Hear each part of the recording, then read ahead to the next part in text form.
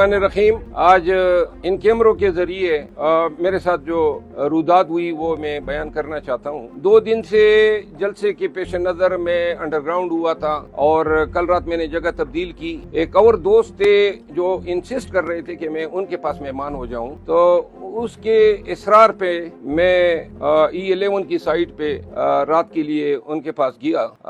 इसके बाद जो है सुबह में जब उठा, मुझे इल्म नहीं था कि बेशर गौर साहब और मोहतरम आजम स्वाति साहब ने प्रेस कॉन्फ्रेंस की है और खान साहब का हुक्म जो है वो आवाम को शेयर किया था। जो शख्स मेरा मेजबान था वो मेरे पास आया और उन्होंने कहा कि जी उनके घर की CCTV से ये जाहिर हो रहा है कि कुछ मशकूक गाड़ियां जो हैं वो इस गली में जो हैं वो खड़ी हैं और काफी अरसे से। इसके बाद जो है वर्कर्स PTI के लीडर्स की मुझे कॉलें आ रही थी। मैंने बिरस गौर साहब से बात की, अली अमीन खान ने कॉल किया, लेकिन वो नेटवर्क की वजह से बात मेरी नहीं हो सकी। और इसके बाद जो है वर्कर मुझसे पूछ रहे थे जलसा होगा या नहीं। मेरा ये इरादा था कि चूंकि खान का हुक्म है और बैरिस्टर गौर साहब ने अनाउंस किया, अली अमीन खान ने भी उस पर अमल किया, तो इन हालात में मेरा ये इरादा था कि जलसागाह जाके उन लोगों का शुक्रिया अदा कर दूं जो आए हैं और उनको बता दूं कि खान का हुक्म है। मेरे पास 2 ही रास्ते थे, या खान का हुक्म न मानता और ऐलान करता कि जलसा होगा, और इस सूरत में जो भी मसले मसाइल पेश आते, मेरी बड़ी नाजुक पोजीशन है पार्टी में, आप सबको इल्म। तो इन हालात में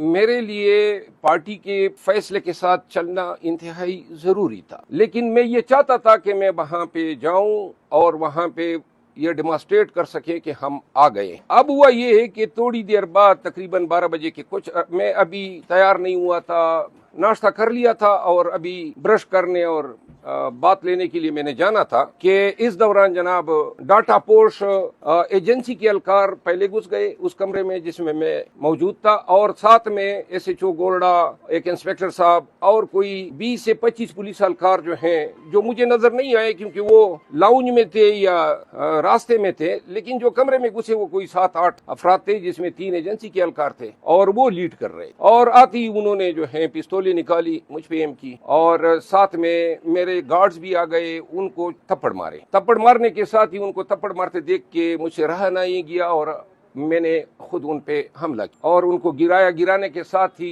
इत्तेफाक से हमने उनसे 2 पिस्तौलें और 1 क्लाशनकोफ इस की वीडियो बनी हुई है, लेकिन एक एजेंसी के अलकार का शर्ट जो है वो मैं आपको दिखाना चाहता हूँ। वो जरा शर्ट ले आओ। एक का शर्ट निकल गया, वो नंगा फिर रहा है, उसमें आपको नजर आएगा। और जब हमने असला छीना और हम पूरी इस नीयत से थे कि अगर ये हमें मारेंगे तो हम इन पे गोली चलाएंगे और डराने के लिए, ताकि ये भाग सके। हमारे तेवर देख के ये भाग, उस वक्त ये बाहर निकल गए, असला हमारे हाथों में आ चुका था। और इसी दौरान मैंने उजलत में एक वीडियो भी की जिसमें मैंने बताया कि मुझ पर हमला हुआ है। ये वो शर्ट है, एक एजेंसी का अलकार पहन के आया हुआ था, उसके लिए मौजूद है, अगर वो लेना चाहें तो ले जाए। लेकिन जो मैसेज है वो ये है, जिसके बाद पुलिस, हमने अंदर से दरवाजा बंद कर दिया और फिर जो है पुलिस के साथ मुज़ाकरात हुए। मैंने कहा बेशक आप अंदर आए, एजेंसियों का कोई काम। और जिसके बाद जो है वो SHO गोरडा और इंस्पेक्टर खुरम ये अंदर आए। पहली जो हाथापाई हुई उसमें SHO गोरडा ने भी थोड़ा बहुत हिस्सा लिया, लेकिन बेचारा अपने आप को बचा रहा था, वो भी मौजूद और इसकी वीडियोस मौजूद। आप यकीन करें अल्लाह ताला ने हमें आज बड़े एक